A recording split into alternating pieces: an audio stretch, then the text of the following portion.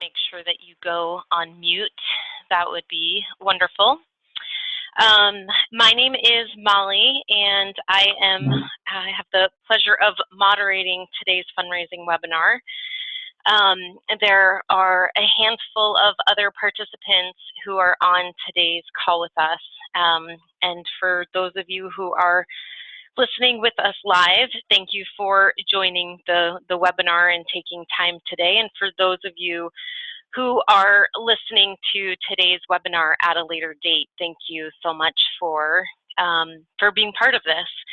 So I am going to go ahead and get started. We have a pretty full hour, so give me just 1 second. All right. So today's fundraising webinar is a fundraising roundtable conversation for 3-day participants by 3-day participants. We have muted all attendees today except for our panelists, but if you're not speaking, please make sure that you go on mute, even if you're a panelist, just to keep the background noise to a minimum. If you have any questions throughout the presentation, you can go ahead and send in any questions. Tasha, who is a coach on the 3-day, is our wizard behind the curtain, making sure that everything is running well from a technology standpoint. So please make sure that if you have questions, you send those to Tasha only. And as time allows, we will answer those at the end of the presentation. We have built some time in. And then the webinar itself will be posted and available online within the next day or two. So while you're welcome to take notes, please don't feel like you have to furiously write everything down, as we will be sharing the content with you. Here is our agenda today. We're going to introduce everybody on today's webinar, talk a little bit about how we fundraise, answer a bunch of questions, share some tools with you that you may or may not already know about. We're each going to share some final fundraising advice. Then we'll open it up for some questions, and then we'll end with just some action items from today's fundraising webinar. So my name is Molly. I have been involved with the 3-day since 1999. I have crewed the 3-day once in Denver, and I have walked twice, but I've had the great fortune of being on staff with the 3-day since 2002. I've fundraised for the 3-day just about $10,000, and I have also done fundraising in other peer-to-peer fundraising events. Over the course of the past 6 years, I've raised nearly $150,000 for rare cancer research. My reason for participating in the 3-day, my mom is a 19-year breast cancer survivor. She was diagnosed back in 1999. And my sister Kara saw an ad for the very first New York 3-day. And after I watched her finish in Central Park that year, I knew that I wanted to be involved in any way that I could with the event. So I volunteered in 2000, I walked in 2001, and then I was really fortunate to join the staff in 2002. And like most of us who are doing this event, too many people that I love have been impacted by a breast cancer diagnosis. I found out about 5 years ago that I have the breast cancer gene. So I want to do all that I can to help find and fund a cure for breast cancer. So that is my reason for participating in the 3-day. As I said, we have 5 other amazing 3-day participants who have been involved with the 3-day. We have one person, Crystal, who has joined the 3-day family this year, and other people who have been doing this event for a long time. And we have the great pleasure of hearing from Julie, Kathleen, Crystal, Paula, and Sharon today to hear a little bit about their experience fundraising for the 3-day. We did a fundraising webinar a couple years ago, and I actually led that one, really focused on how to raise a lot of money in a short period of time. But we wanted to bring more information to you all from your fellow participants so that you could learn from them what has made them successful. So I am going to turn it over to the panelists to introduce themselves. So Julie, go ahead and take it away. Hi everyone, my name is Julie Komen, and I've been involved with this 3-day for 13 years as a participant in Philadelphia and Washington, D.C. and San Diego, and I'll be participating in my 14th 3-day, all as a walker in San Diego this year. I guess I've raised $214,000 for the 3-day in that time. And my reason for participating, I guess I'm an interesting case because I initially started, I did not have a connection to breast cancer. I was a junior marketer on the Motrin brand team. And for anyone who's been walking the 3-day for quite some time, we used to all carry those water bottles that has Motrin on them. And so Motrin was a national sponsor of the event. And as a national sponsor, I was asked to come speak at the Philadelphia event. And I didn't feel like I could go out there and start fundraising without also having raised the money and walked like the people I'd be talking to. And I couldn't speak to people without having done it myself. So that's what got me involved at the beginning. Subsequently, through the process, you learn just how many of your friends and family have connections to breast cancer. My year 3, I lost my father to pancreatic cancer, and year 4, I lost a close friend to breast cancer. So my commitment and passion for the walk and the cause has just grown over time. And, I walk today because I can't, I kind of feel like if I'm not raising this money, like, then who's going to raise that money that I'm contributing to the total pool? And I kind of walk because I can't not walk. So that's my reason. Thank you. Kathleen, you're up. Hi, everyone. My name's Kathleen Butler. Julie, I carry my Motrin water bottle still, so thank you for that. Awesome. I've been participating in 3 days for a while. I got started really on a whim. A friend of mine was walking it in DC, and I went to the closing ceremony to welcome her home, and I was pretty much hooked. I thought, oh, I want to get involved with that. Having had no connection, I didn't really know what that meant, and then I started hearing stories and talking to people, and it's pretty humbling to talk to people on the route or listen to people's stories. I'm also a first grade Sunday school teacher. I've been doing that for a long time. And there was a 3-year period when 2 of my kids in 3 years lost their moms to breast cancer. And it's quite an experience to look at a 6-year-old and know that they're going to grow up without their mom because of breast cancer. And I can still see their faces in my mind's eye when I'm tired of walking and I want to stop, or I'm sick of asking people for money. And those little faces are what keep me going. Thank you, Kathleen. Crystal.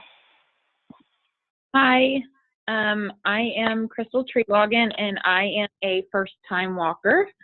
I will be participating in the Philadelphia Walk this September. And the reason that I got started actually is because I decided to get healthy. And in my journey of getting healthy, I wanted to help others, do what I can to help them. Cancer in general and breast cancer runs in my family. And I haven't been brave enough to see if I have that gene. So I just am going to help others and do what I can. I live in a very small town. I grew up and I live in a town of less than 2,000 people. And I have 3 classmates whose mothers are fighting breast cancer right now.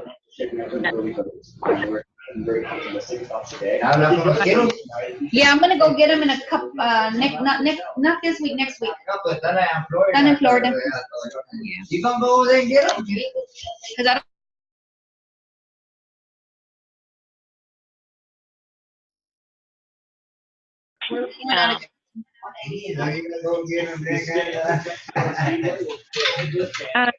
Sorry,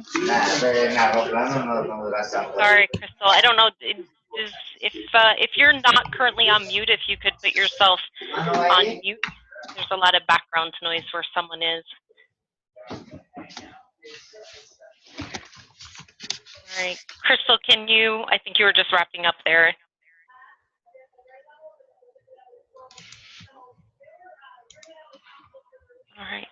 All right. Well, Crystal, thank you so much for being part of this webinar. I know you were saying you're part of a small community, and I know when Tesha shared your story with us, it was really inspiring, and we're so grateful to have you be part of this this event and this 3-day community. Paula, take it away, please.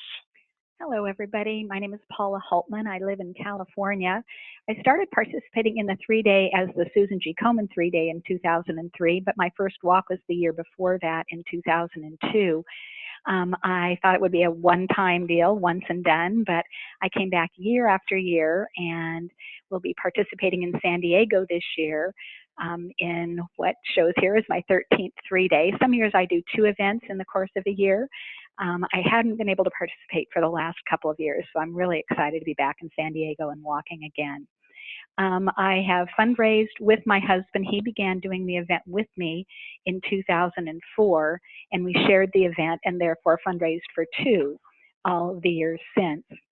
I started doing the 3-day when I lost a dear friend to breast cancer, and as I continued the event, which became just a part of my life, I couldn't imagine not doing it each year. It's such an amazing weekend to be a part of. And over those years, friends who had been supporting me with donations were actually diagnosed. And I am happy to say that everyone I know who has been diagnosed in the years since I started the walk are all survivors. This year, it got real personal. My husband was diagnosed with a rare cancer last December and passed away last month. His cancer didn't have a cure. However, something that I had said for the years that I was also a 3-day coach from 2005 till 2016 resonated with me, and that was that a cure for breast cancer will help other cancers. And during his treatment, there was a chemo drug that had been developed for breast cancer that was being used for his very rare bile duct cancer. So I'll be walking in his memory this year. Thank you, Paula. Sharon, if you could share your story with us, please. I'd be happy to. I started walking in 2006 at the invitation of my daughter-in-law, who was going to walk with her friends. And she said, do you think you might like to do this? And I said, I don't know anything about it. She said, well, you have to walk 60 miles. I said, and? Because I knew there was another portion to it. And she said, and you have to raise $2,300. And I thought, I don't know how I can do that. And about 10 seconds later, I decided that I was going to do it. I was going to turn 60. So this was a test to me. And I was going for the trifecta. I was going to turn 60. I was walking 60 miles. I was going to raise $6,000. And I was $115 shy of $6,000, but I wasn't quite 60 either, so I figured that was a wash. My family all thought it would be a one and done. I couldn't get enough of that weekend. I literally couldn't get enough. I couldn't stop talking about it. So in 2008, I walked 2007, but in 2008, I became part of the Event 360 team. And I was the field coordinator in Boston, and I did the Get Started meetings, and I absolutely loved it. We covered 6 states, and I've been walking ever since. So I think I've raised somewhere in the vicinity of $80,000. We have a magical team called A String of Pearls, named in honor and in memory of Bridget Mooney Spence, who I think everybody knows. And so wear your pearls when you're on event. Thanks, Molly. Thank you so much, Sharon. And for those of you who don't know, who may be new to the 3-day family, Bridget was also an Event 360 3-day coach. And she passed away when she was 29 years old, just a few years ago, from breast cancer. She was a really huge voice in the Komen and in the breast cancer community, especially for those who are younger and dealing with the realities of a breast cancer diagnosis. So, well, thank you to all of you for sharing your stories. We're going to roll right into our next topic here, which is to talk a little bit about how you've successfully fundraised as a 3-day participant.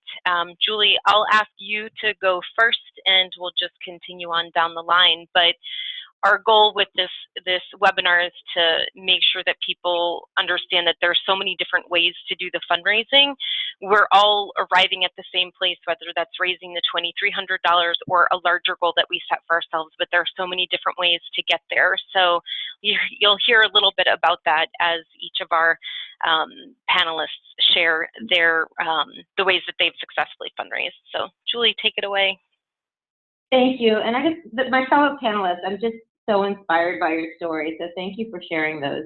So I go about my fundraising almost entirely, it's an email campaign. I do add some Facebook posts for, what I call surround sound. I'm a marketer by profession, so I need surround sound marketing, but it's primarily email campaign, no events, no snail mail, etc. And I guess I have like 5 or 6 key points to think about. And the first one is think broadly about who you can ask. I have, at this point, over 500 people on my list of people I ask. I didn't start that way, but when you start thinking about family and friends of family and friends and colleagues and classmates, like my high school friends and my college friends and my business school friends, and then I thought through who I work with and my colleagues and the vendors and the contractors, my agency partners, my real estate agent who sold me my house, my boyfriend and my ex-boyfriend. You think about, I go through my email list. Anyone who's basically ever sent me an email is likely to get at least an initial inquiry. So think broadly about who you're going to ask. And then number 2, ask again and again and again. Don't be afraid to send friendly reminders. People's emails get, if you're doing an email campaign, they get buried quickly. People get busy. So I always just send a friendly reminder to, hey, just bringing this back up to the top of your inbox, and feel free to say no. I know there's a lot of great other causes out there, but I'll assume silence is you're still interested, and I'll keep following up. I guess third, I try to make it really personal or funny or emotional, and because I'm following up, 4 or 5 times over the course of a fundraising season, I'll probably make the first one personal, the second one funny, the third one emotional. I switch it up. I've written a poem that about the anniversary of the passing of my father, and I share that. I always get a lot of good reaction there. And then I guess fourth, don't forget about matching gifts. I think I mentioned I've raised just about $220,000 since I've started this. 75,000 of that has come in through matching gifts. And I'm fortunate to work for a company, that Johnson & Johnson, that matches 2 for 1. So any one of my colleagues who makes a donation, their donations automatically get tripled. But think through matching gifts, and they don't get tripled automatically. I shouldn't have said that. I do follow up with each colleague that I know works for a company that has matching gifts, whether it's Johnson & Johnson or another company, and ask them to make sure they submit for their matching gifts. I provide directions for those who work for my company because I know those directions, etc. Fifth, I send thank you notes, and I follow up. I give people updates on my fundraising. It's part of the funny part, or at least I like to think so, in terms of how I share my updates and where the funding is coming from, and what my progress has been. And then I guess that's about it. I mentioned surround sound at the beginning with Facebook. I guess one little Facebook tip I've learned is Facebook has an algorithm for how your posts are showing up. So don't just put the link to your site, put a photo that's in there, because that's going to help your Facebook posts show up in more people's feeds. And then I always have my sister strategically comment on my post, because it'll bring that post will get buried, and then that comment will bring it back up to the top of people's feeds. So 2 little Facebook tidbits, but that's smart. Basically how I go about it. Wonderful. Thank you so much. Thank you. I like what you said, especially reminding people that if they are doing it on Facebook, to make sure that they add a photo, because it is definitely going to make sure there's more visibility. And one thing also, I know you had talked about, you reach out to a lot of people. So I loved especially that you were some boyfriends, some ex-boyfriends. Yeah, to me, everybody is fair game. And I'll talk a little bit about this, but in a lot of ways, it is a numbers game. So the more people you have to work with, easier it's going to be for you to reach your goal for sure. Yeah, Kathleen. Oh, sorry. Can I just add one? I'll just add one thing super quick. As you get into this, and I know people listening might be, first-time fundraisers, or maybe you've been engaged for a while. But for me, fundraising, because my list has grown so large, is a way of keeping in touch with people that I otherwise don't keep in touch with. So it's like some people send Christmas cards. Yeah, I do that too. But this is my time where I give people an update on what's going on in my life, and have a little back and forth. So it becomes sort of a nice tool to continue growing your network and maintaining your friendships along the way. That's a really good point. Thank you. Kathleen. Hi, I'll echo pretty much everything she said. I'm also in the marketing field, and absolutely what she said about Facebook and driving it back to the top with comments and photographs. I absolutely recommend that. Because I'm a writer, and by trade, everyone seems to know that, I start with snail mail. I have a three-pronged approach. It starts with a letter. I follow up with a few emails, and then I actually send a postcard. But for me, letters draw the best. The longer the letter, the bigger the draw. The one year I tried to sneak in just like a little card. And one year I tried just an email to save some money on postage. And everybody said, well, where's the letter? I'm waiting for your letter to donate. So know your audience. That's my recommendation. If your audience is looking for a letter, then by all means, send them a letter. I also decorate the outside of my envelopes.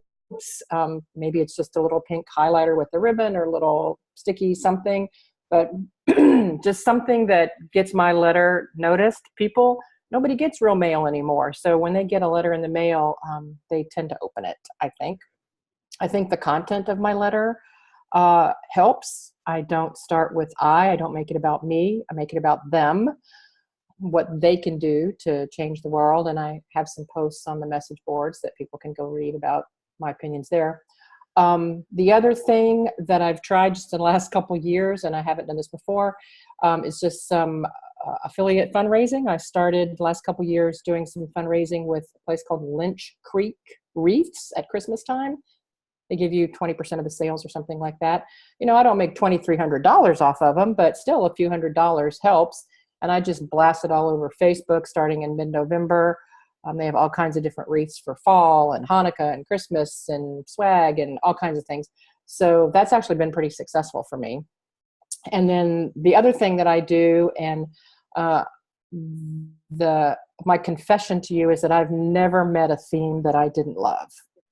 There's those goofy calendars with all kinds of celebration days, and I'll put something on Facebook or I'll send an email. Yesterday it was Good Neighbor Day, and actually our neighbor is the woman that I walk in honor of. She's celebrating 20 years being cancer-free this year. And so I put her picture up. It's Good Neighbor Day. Donate in honor of your neighbor. A few days ago or weeks ago, it was like Raisin Day or something like that. I know Tesha's not a fan of the raisin, but I put something out about help me with my fundraising. And people donate. I see what you did there. Yeah, it's something goofy. It's something more than just, hey, I need money, you need to donate. It's just a way to kind of get my message out there in a fun, lighthearted way.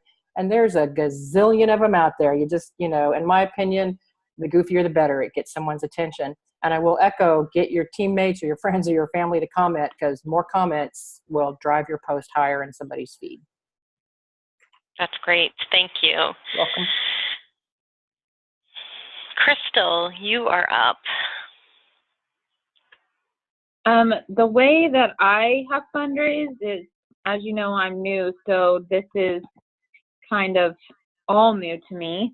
In my community, you have to be able to not be afraid to get dirty. So, and jump in. People want to see you out in the community. So, first thing I did is my birthday was in November. So I asked for donations to the Susan G. Komen for my birthday. That's how I got started. Hey, I'm going to do this. Instead of giving me a gift or sending me a card, save the postage, donate to charity. The other thing is how many people have everything under the sun that they actually need for Christmas? I know my family does. So in return, I asked them to donate to my cause, to walk for Christmas. I gave them the links or I gave them the donation form, and that's what they did. Another thing that I did in our community that really, really was awesome is I had a bake sale. And I know that's back to, you know, the basics, but what I wasn't afraid to do is I wasn't afraid to ask for help. And that is a big one. I asked people, I said, hey, anybody want to bake something for me for this fundraiser? And I had 20 different volunteers to bake things for me who baked, and then all the money, I made over $1,000 just in, you know, 4 hours worth of time of baked goods. Wow. Yeah, it was a lot of fun. And it was cold, and it was rainy and snowy and miserable in April in Kansas. And, but I decided at that point in time that people with cancer don't get to choose what days they feel like doing it and what days they don't. So good, bad, or ugly, I was going to do this. And we froze, but it was absolutely worth it. Another thing that I did is, because cancer is something huge in my family, is I asked a local t-shirt shop if they would be interested in donating their work. And what I did is I took names, and I said, for $10 per name on the front of the t-shirt, I walked 60 miles in 3 days for. And then I have a list of names that I have put on the front of my t-shirts, and people have paid $10 per name to get their loved one's names on the front of my shirt. And then on the back, I asked for corporate sponsors, and, you know, I asked for a certain amount of money. The minimum amount that I asked for was $250. And I walked in there with the thoughts that I'm going to do this, and this does touch more than just me. So, you know, and I walked in the first business and I got a yes. Well, that just makes you pretty much walk on water, and then you're not afraid to ask anymore. But I also knew that if I got a no, that was one no down, and the next one's probably going to be a yes. So those are some things that I did. But my biggest thing was, it's okay if you get a no.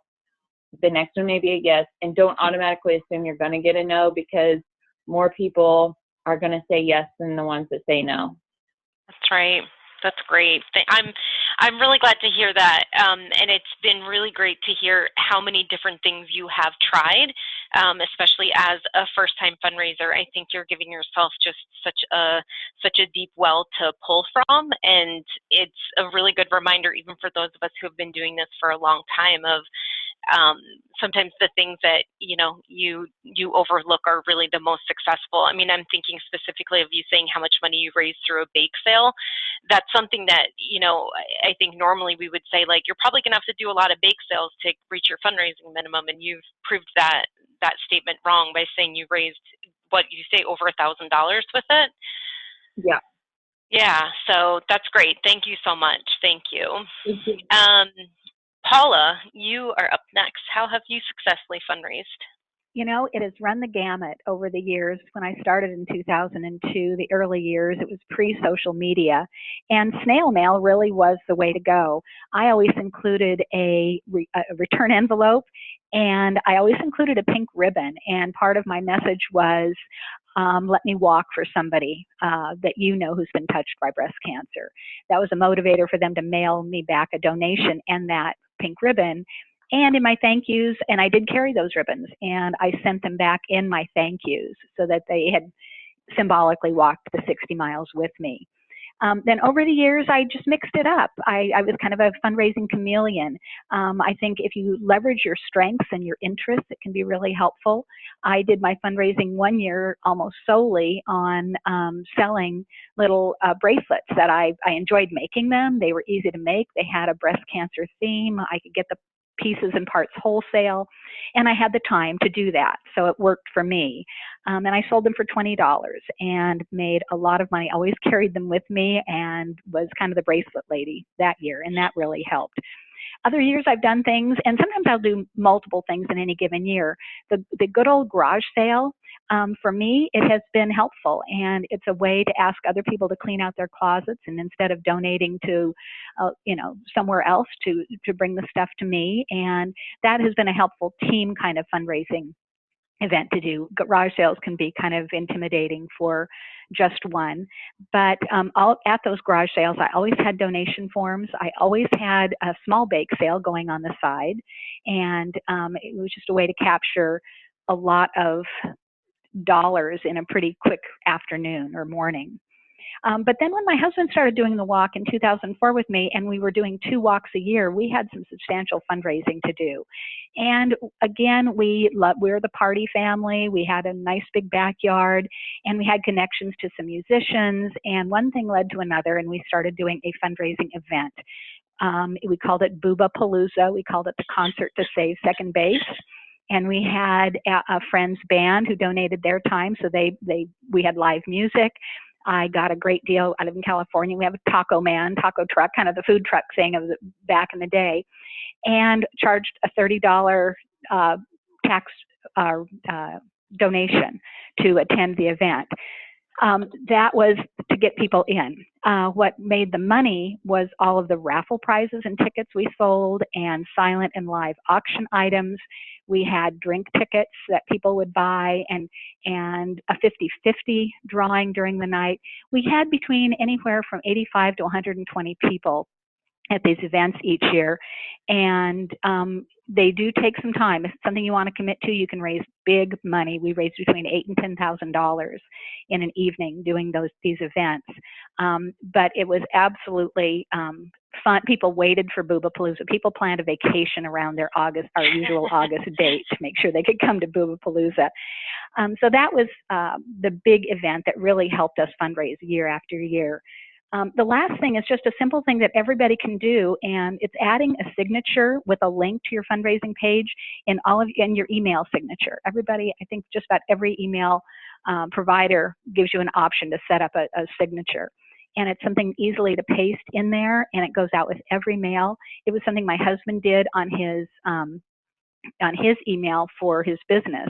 And he got donations that way, just in communicating with people where maybe he hadn't even had the conversation, but it says, I'm walking in November for this reason, click here to donate.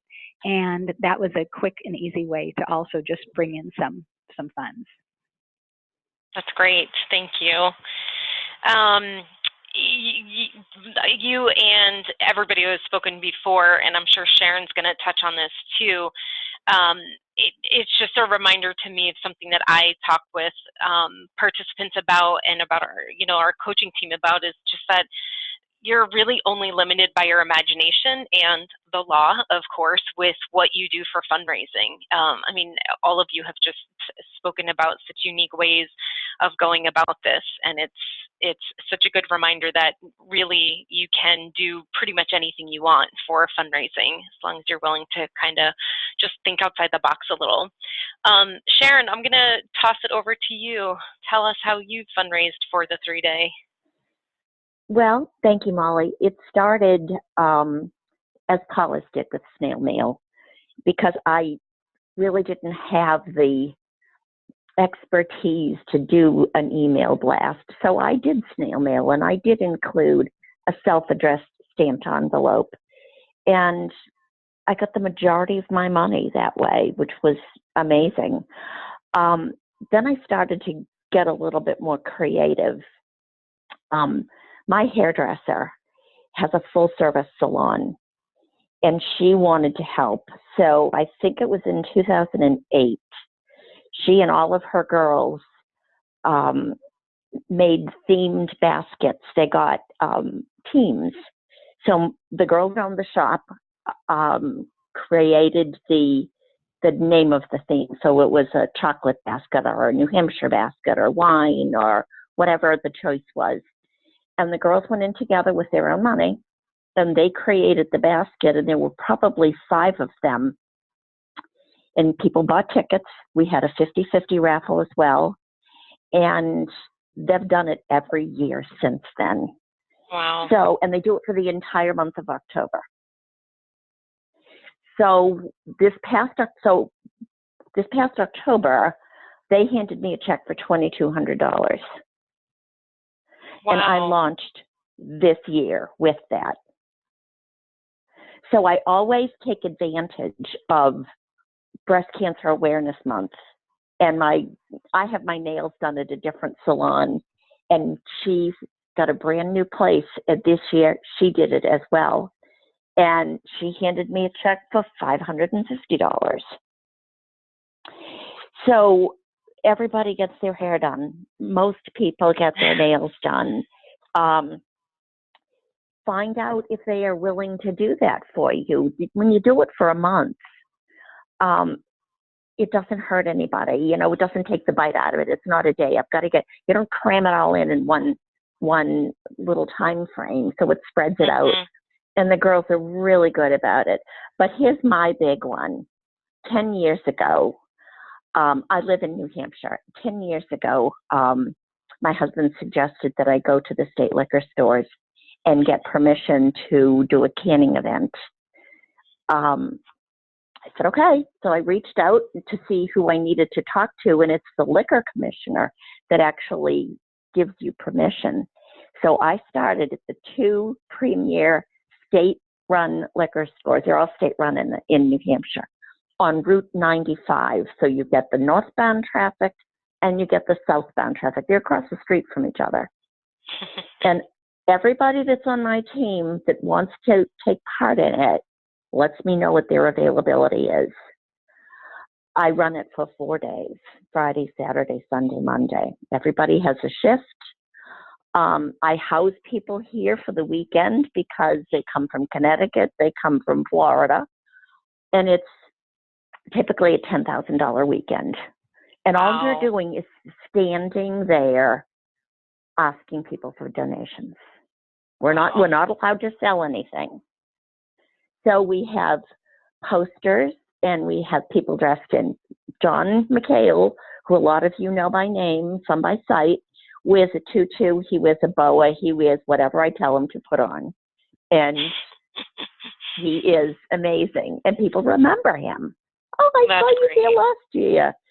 So we start this coming Friday. And I add up the total number of hours that it takes for the entire weekend. So if you're on the slow side and somebody's on a busy side, it really doesn't make any difference. I assign a dollar value based on the amount of money that's been brought in. So if it's $10,000 and it's 105 hours, you divide one into the other, and everybody gets the same amount of money depending on the number of hours that they work. So there's an hourly value assigned to that. So if you're only available for 4 and somebody's available for 10, you're still going to get the same amount of money that you worked. Wow. All right. So this is 10 years. Yeah, and you said that's happening this weekend? It is. We start at 8 o'clock on Friday morning, and we will end at 8 o'clock on Monday night. Wow. Yes, you'll get them in both directions. Well, that's great. Thank you. And thank you to all 5 of you. You have such amazing stories. I know when I had the pleasure of speaking with all of you to set this up, I was just inspired by what you have done. And, you know, most of you have been doing this for many, many years. And the fact that you're still bringing in that money is, it's such a testament to the commitment to this event, but also to how you are willing to think outside the box and try new things and see how your fundraising can evolve. We're going to move into the next section here, which is, these are a handful of questions that we get on the coaching team that we hear from participants and that we also wanted to share with participants as well. So Julie, I know you mentioned that when you first started, you did not have a connection to breast cancer. And I think that's one of the sort of, it's a myth for sure in the 3-day fundraising world that you can't, if you don't know someone with breast cancer, you're not going to be successful at fundraising. But for you, you know, what advice do you have for someone who thinks that that's a reason for not participating in the 3-day because they don't have a connection? Yeah, sure. And I agree, it's not a reason to not participate. So, what I would say is if you're choosing to participate in the 3-day, there's a reason you're choosing to participate. For me, it was, that we were a national sponsor, and I explained that already. But your friend asked you, they have a friend who has some connection to breast cancer, whatever it is, share that. And then I know I started with, I had learned through the process, there's a scary statistic. 1 in 8 women will be impacted by breast cancer. And I have 3 sisters and 4 cousins and tons of female friends and way more than 8. So the likelihood that I was going to have somebody on this mail list is going to have a connection to breast cancer is high. And I want to start working now to be fighting on that person's behalf, even though we don't know who that person is yet. And I remember writing that in my first email. But then as I started fundraising, all of a sudden, my friend said, thank you for walking for my aunt. And my colleague said, thank you for walking for me. And I started keeping a list. And now there's a list of over 200 people for whom I walk. And I mean, that's super scary, but that list builds itself. So, and becomes in and of itself more compelling over time. So, again, share the reason that you are participating. Know that 1 in 8 women are going to be impacted by breast cancer, and that is likely going to impact you or someone you love or someone your friends love at some point. And then I guess finally, I would also say maybe don't worry about it so much. Like if you just share why you're walking, like friends and family want to support you in whatever you're into. And, I found that, and I didn't mention at the beginning, I do fundraise for a number of different charities as well. And I think people just want to, they're more generous than you think. And I've really been surprised about that over the years. So just ask, because people want to support you in whatever it is you're passionate about. Yeah, and I would say it's also a very noble thing to want to do this event and not know anyone who's done it. That's a very compelling reason to do this event. It's also something to feel very grateful for. So that's another good reason to highlight how grateful you are that you don't have a personal connection, but you still want to give back because you want to be part of that solution. Sharon, you have been doing the event. I know you're going to be doing your 30th and 31st events, and I think you touched on this a little bit when you talked about how you first started fundraising for the 3-day, but what are some creative approaches that you've executed to fundraise as a team versus individual fundraising? I think for us, the most creative one that I've done is the liquor store fundraiser, because that's done as a team. I set the whole thing up. I do the scheduling. I do all of that stuff. But when you get, let's say, Don raises his money and he gets to his $2,600 or $23, and he's only going to do one walk, and he's got more money than he needs, we always make sure that somebody else on the team gets brought up to speed. So it's not just kept for the person that earned the money. We make sure that the whole team gets there and share it that way. I actually have a girl who's volunteered for the past 2 years. She was part of a local Boston team, and she's walked with us as a string of pearly before. But for the past 2 years, she hasn't walked, and she donates her time at the liquor store and then says to me, give it to whoever needs it. Wow. So it always goes to somebody on the team so that everybody has reached their minimum. Great. Okay, thank you. Kathleen, I know when you and I spoke, we talked about the importance of growing your donor base. And again, for someone who's done the event for many years, I know that that's important to continue to get the fundraising goal that you set for yourself. But how do you grow your donor base? I actually hit up people personally and ask them to tell my story. The way I phrase it is, tell my story to somebody who shares our vision of a world without breast cancer. And when I send my letter, I often send 1 or 2 extra copies of the printable form. Even though I know they're going to donate online, but at least if they give that form to somebody, they're not likely to forget. So in my letter, I'll say, donate online, but give my letter and this form to 2 of your friends or something like that. And then I read a statistic that said something that if you they did some sort of marketing research, 58% of people will actually do the favor that you ask if it's on a sticky note in a letter. So I handwrite a little sticky note and I put it in there that says, will you please give this form to one of your friends that blah, blah, blah, blah, blah. That's great. And I also post on their timeline, most of them, when they donate, that says, hey, thanks, Lynn, for your donation. Which one of Lynn's friends wants to, join our cause or something like that? And then I think everybody else has touched on this. I ask everyone. My dentist is my most faithful donor. So I think the more people that I can talk to and, evangelize to and talk about this cause, they're likely to tell somebody else. So I just tell strangers on the street. I tell everyone. That's great. Thank you.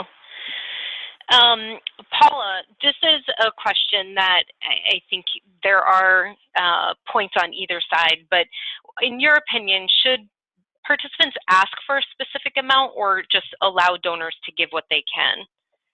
I'm glad you gave that lead in, Molly, because there are 2 schools of thought. Personally, I do not ask for a specific amount.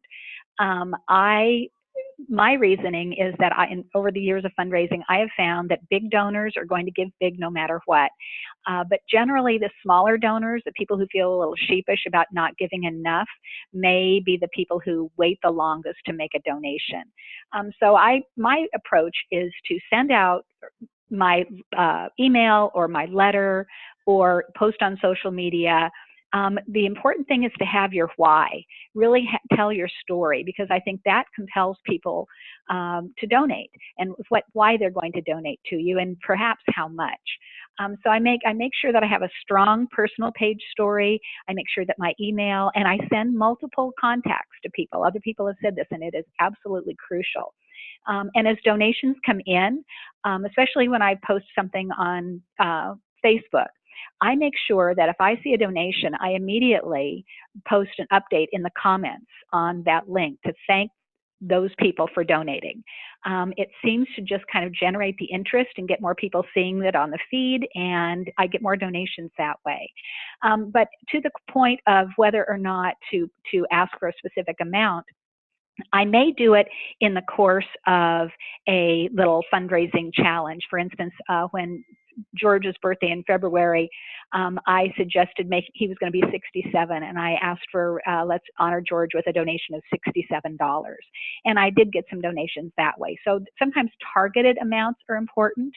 But I will say that as the event gets closer and I continue my fundraising, I use specific language to capture the donations of people who feel a little sheepish. Maybe they gave more last year. Maybe their budget's tight. They don't have a lot of money to give.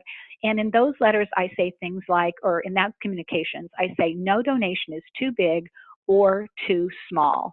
And I'm really targeting the or too small group because I want them to know that I appreciate and value every single donation, whether it's $5, $500, and I want to give those people permission to feel that their small donation is important too.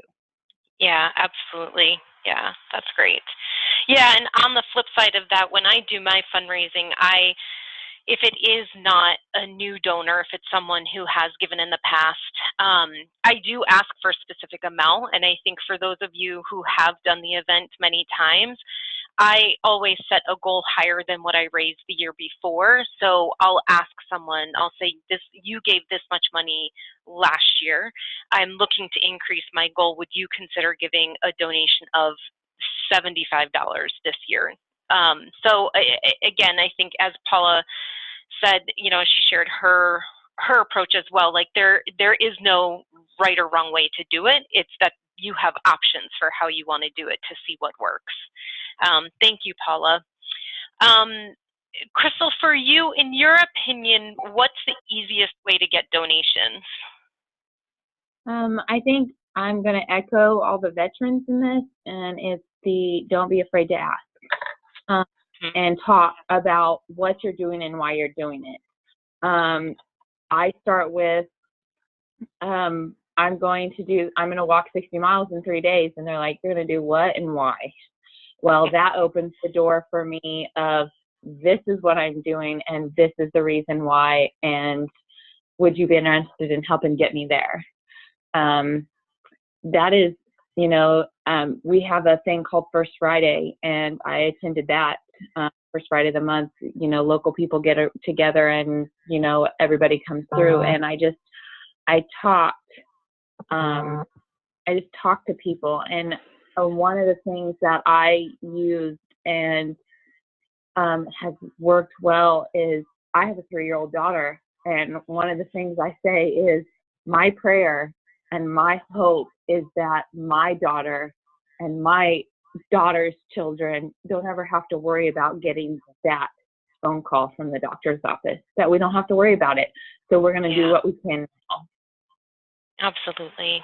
Yes. Thank you. Yeah, I think, like you said, it's just asking, right? It's putting yourself out there. So making that ask and telling people what you're doing is so powerful. And I think in this day and age of social media, it's not just relying on someone reading a post on Facebook. We need to be willing to get personal and make an actual ask. How many times do you follow up with donors? I'm going to take this one and just share that for my fundraising this year I participate in an event outside of the 3-day, but the fundraising advice translates to any peer-to-peer fundraising. But I actually did 4 asks, and I received nearly 50% of my donations from the final 2 asks. So it was pretty split between the first half and the second half. But I always go back to, wow, if I did not ask a third time, if I did not have the nerve to do a final ask the day before my event, I would have left thousands of dollars on the table. And I always get nervous. So for me, I do a follow-up 4 times. I chart it out. I would recommend that you do that as well. Look at your event date and figure out when you're going to send out your first email, when you're going to send out your second follow-up, your third one, your final ask. I sent an email to 340 potential donors, but with all of the fundraising asks that I did, I sent out almost 800 emails. So again, I just want to illustrate that following up with donors is so important.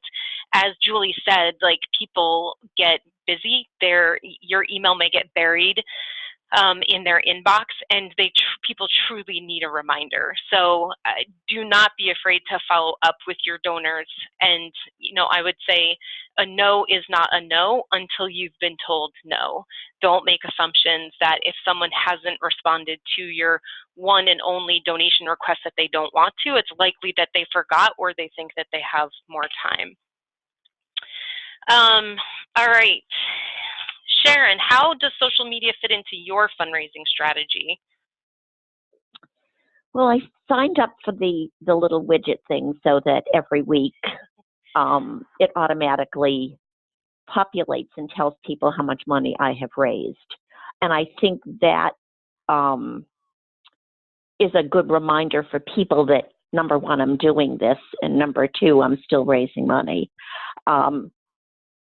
But I think for me, what works the best, and I did it last year, I'm only $104 away from reaching my goal, and who's going to help me get there? And I was amazed last year, in the last week before I walked, several $100s. And people were willing to step up to the plate and say, let me get you there, or, I didn't make my donation before. And I was just blown away by it. And it happens last minute. So like you mentioned, the third and the fourth ask, this was sort of I'm gonna do this because I don't have much time left, and I'm gonna throw it out there and see how it flies. Yeah. And I'm always so surprised at the comeback and the generosity of people who have given, sometimes twice in the same event. Mm-hmm. Yeah. I've received that multiple times. goes to what Julie said as well, just about like people really want to support you, right? And you really get to see that through events like this. Thank you. Absolutely. Julie, do you approach prospective donors in different ways? Yeah, I'm going to answer that in two ways, building on some of what both you and Sharon just said. So first, the answer is yes. Like somebody who's donated for like many years in a row, I typically send them a different email. I mean, there's a lot of consistent content. I create this little thing called Health of Benevolence Report, and it talks about how I'm going versus goal, and it breaks down who I've gotten donations from in a funny way, including the ex-boyfriends, which always gets a laugh. And that'll always be in every email. But for people who have given in the past, I'm like, you're on this list because you've donated in the past. You know the drill. Here's the link below the Health of the Benevolence Report or something like that. For people who have no history with me, like there's always new people I'm meeting. And like I said, I ask everybody. I'll give a little, I'll start with the subject line will be, personal note, something I'm passionate about. And then I'll give them a lot more background about how I got started and how I've been committed to this for 13 years and how much money I've raised and why I walk, etc. I'll attach the poem because a lot of the people who've given in the past have already seen this poem. And so like what I can say is it's the way in. A lot of the bulk of the content stays the same, but how I start off the email may evolve. But then building on some of the stuff you guys have said, you have to know your audience. I'm a marketer, so you got to know your consumer. You got to know your insights. And some of my friends are motivated by a deadline. I raise usually between $5,000 and $8,000 the last 3 days before the walk in the last 5 or 6 years, and that's from $100 donations. Those are just people who like to give. They like a deadline. Or I have people who are competitive. Like if you've got a competitive spirit, I'm 2 places out of first place to top fundraiser, and I'll leverage the things I know about my folks and get at them through their sort of trigger point, I guess, which is a little manipulative, but it is what I do. And I'll say one last thing because I don't know if I'll talk again on this call, but somebody reminded me of something a little sneaky that I do, which I recommend, which is not related to this question. But before I start fundraising, I make sure the question was around, do you ask people for a certain amount? Well, what I will do is make sure the first 5 people who've donated on my page, I know what they've given in the past, and they all give over, $100 up to $250. Because I want some big donations on that page, so people, when they log in, they check what other people are giving. And so it's a way to sort of set your median higher than lower. If you start off with a bunch of $60 donations, people are going to fall in line to that. Or at least I have found that over the years. So yeah. That's it. Very good. Thank you. Kathleen, what lessons have you learned as a fundraiser? Well, pretty much what everybody else just said, that's what I've learned. There's a lot of expertise here, and I'll just echo what everyone has said. The only thing I would say is timing matters. In the past, I usually start fundraising in February, and last year, for just a variety of reasons, I didn't get going when I wanted to, and it was probably late April, early May before I got my letter sent out, and it hit just about the time that graduations were going on and proms and weddings, and it just bombed. It was just horrible. So I've learned my lesson there, to look at the calendar, to look to see just because it's a convenient time for me to mail it out, doesn't mean it's a convenient time for my donors to get it. Very good. Thank you. As far as engaging donors in your event experience, Paula talked a little bit about this in terms of sending pink ribbon and stuff like that. But a couple of the things that I've done is I make sure, from the beginning, I ask people to let me know who I can participate in honor or in memory of. And then the actual event experience, I make sure that I update on Facebook frequently. I include the names of donors who maybe have told me that they made a donation in memory or in honor of their mother. And so I'll say this next stretch of the road is dedicated to those of my donors who have made a donation in honor or in memory of their mother or their father or whatever the case may be, so that I make people feel really a part of that process. I include that not just in the initial fundraising ask, but in the follow-ups as well, so that I also let people know that if it's not the right time for them to make a donation this year, I still want them to give me that information so that they can do it. But I think the biggest thing is just making sure that you're providing updates for them, and making sure that you're acknowledging that donation right away and sending a thank you immediately after the event as well. So they're with you kind of for that whole process. Paula, I think for the sake of time, I'm going to skip over you since you talked a little bit about how your fundraising has changed over the years just by sharing your participation.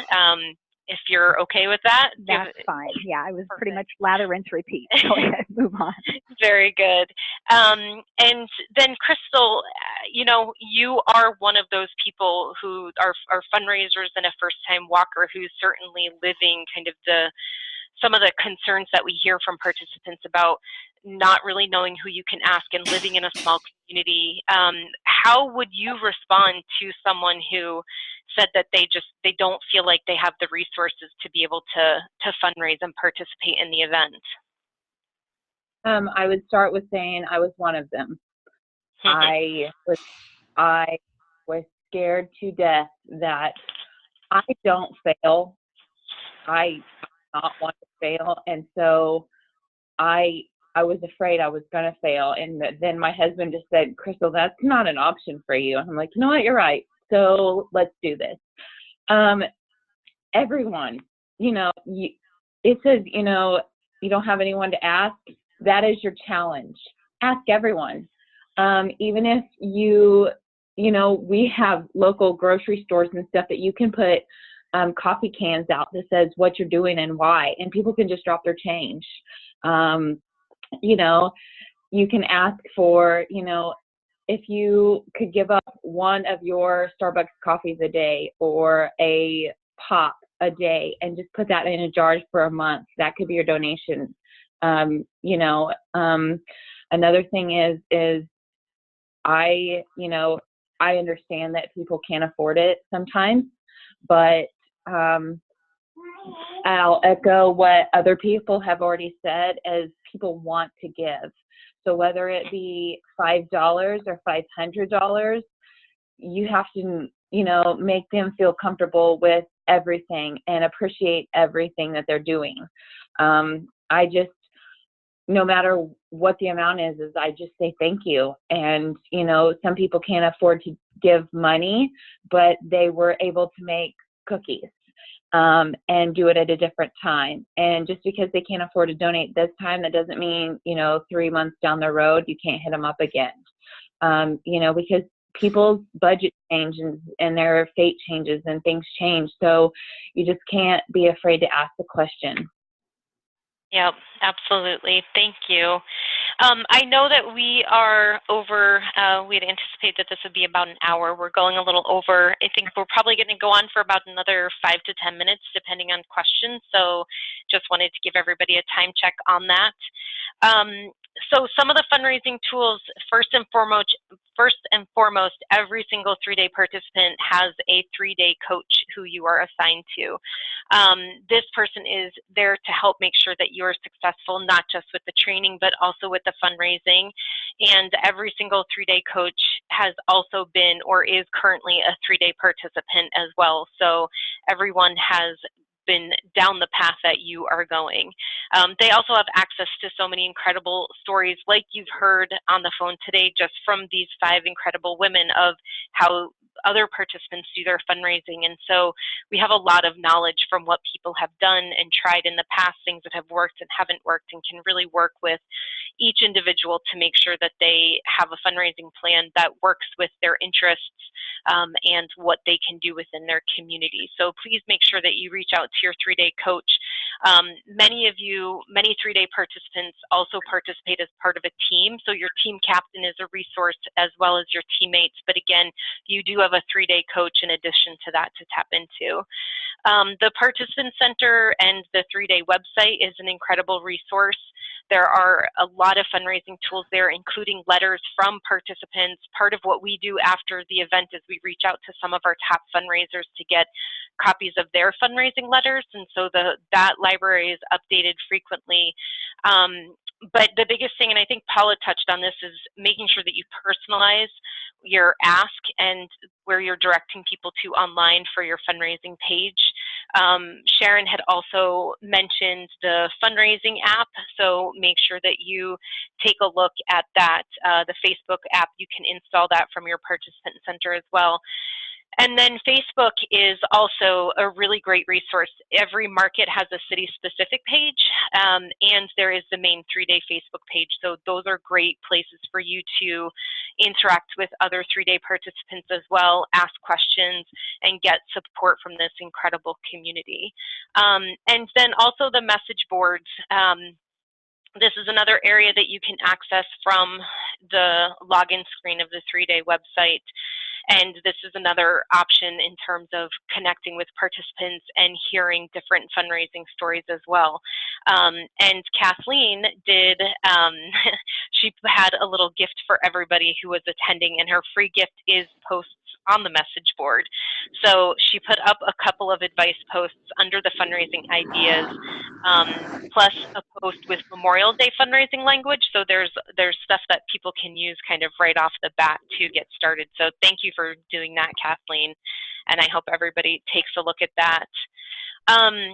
I'm going to just pick on a couple of the presenters to help close us out.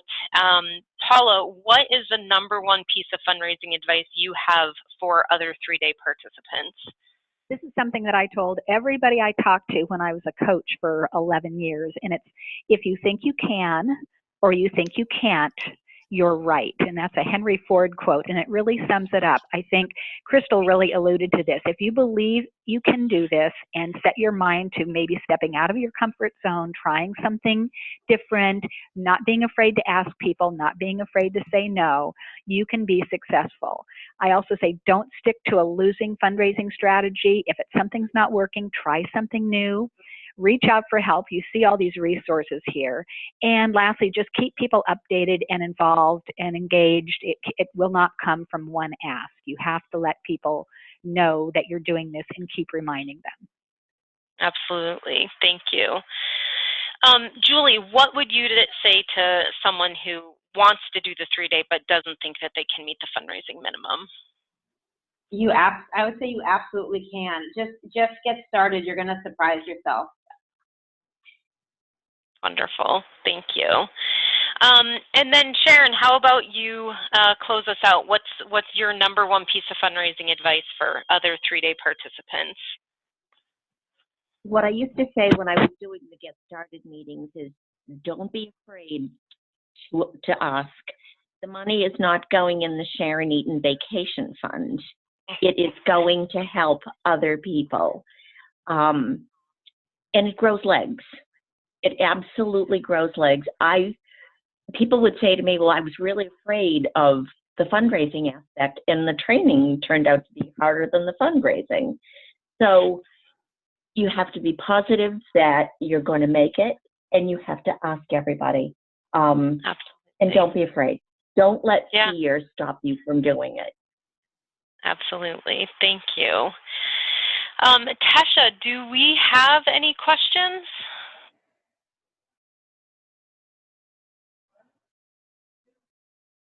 I'm so sorry. I was on mute, trying to be quiet in the background. No, I have not gotten any questions from anybody. So nobody has chatted me any questions, at least. Okay, we'll give it another 30 seconds in case anybody has questions. Now would be the time to send those to Tasha. I want to say thank you so much to not just to the amazing panelists on today's call, but also to those of you, again, who have taken the time to listen to this and who are part of this incredible community. The knowledge, the experience, the passion and support from Paula and Crystal, from Sharon, Julie, and Kathleen, such an incredible group of participants on this call. I hope that everybody is able to take something away from them. So thank you very much to all of you. Tasha, any questions? Yes, we do have one. Somebody was asking, for the follow-up requests, do you ask the same amount, or do you use the same email? Do you keep emailing the same people in the follow-up? Yeah, Julie, do you want to take this one? Sure. Sometimes I forward the old request, like the old email, but I'll always add something in there, like I said, like in case this got buried, I didn't hear no, you bring it up to the top of your, inbox or something like that. So I don't think there's a problem to forward that email with a new message on top of it. And do you keep emailing this? Yes, I do keep emailing the same people. And I think there's another question or answer in there, which is that I'm never sort of complacent about who I might continue to ask, because you're meeting new people every day. And so I will have my initial email go out to new people during the fundraising season, as I call it. But yeah, if people haven't said no, I take that as a openness to receiving another email. And I always say, if you'd like to be taken off this email distribution list, please let me know. And a couple of people have opted out, and so I take them off. Or Very more good. more often than not, people say not this year, but keep me on the list for next year. Yeah, that's the experience that I have as well. And I would say for the follow-ups that I do, I send a different version of a letter each time, for sure. Yeah. All right. Any other questions? Or did the Kathleen was looking to chime in. Yep. Kathleen, did you have something that you wanted to share? Yes, just a quick follow-up to the follow-up question. And sorry, let me mute my computer. I called in on my phone. When I send my emails, I actually type them in a Word document, and I copy and paste everybody's email on the top of that so I know who got it. And so that when I send the follow-up, I can go back and take out all of the people who have already responded in some way. I mean, I know I could do that in my email program, but it's a whole lot easier to just drag it through a paragraph of email than it is to go click, click, click, click, whatever. And that way, if something happens while you're typing the email and you lose your connection, you don't lose all of your text. That's great. Thank you. All right. Next steps. So please call or email your coach or contact your team captain if you need help. If you haven't already, as we said here, just get started. Crystal talked about how great it feels when you get that first yes. So let's try and do that. If you haven't started your fundraising, personalize your fundraising page and then ask for your first donation. And if you have already begun, follow up with people who you've already asked and chart out your additional follow-ups between now and your events. It's a common theme of everyone on this call of talking about the importance of following up with people, not making assumptions of whether someone is able to donate or not. Let your donors make that decision on their own. But the follow-up is such a key part to the fundraising success. Sit down and think about who you can add to your donor circle. As Kathleen said, I thought that was so great of including the post-it notes or 2 additional fundraising letters and asking people to give that to people who share that same vision. It's a really great way to do that. And I also think if you're participating in honor or in memory of someone, asking that person's friends or family to share your story and your fundraising link as well is a great way to do that. And try one new fundraising tactic that you learned here today. There's no shortage of inspirational fundraising ideas that you can put into action from the incredible women who have been part of this fundraising webinar. So I hope that you can try something new and put it into practice. Thank you so much, everyone, for your time today, for your participation in the 3-day, and for being part of this incredible community. We look forward to seeing you out on the 3-day later this year, and look forward to celebrating all of your fundraising success between now and then. Thank you so much, and have a great night. Good night, everyone. Good night. Good night. Good night, everybody.